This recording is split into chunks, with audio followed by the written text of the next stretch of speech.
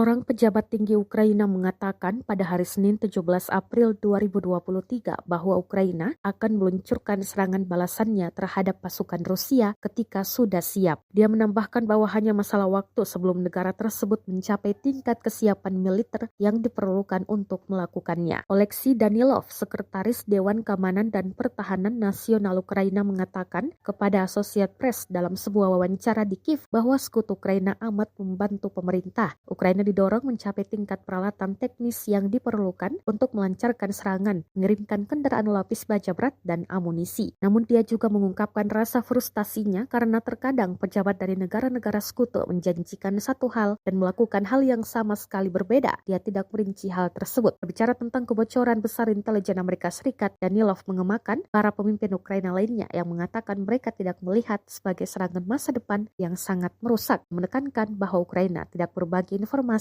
yang sangat sensitif dengan siapapun.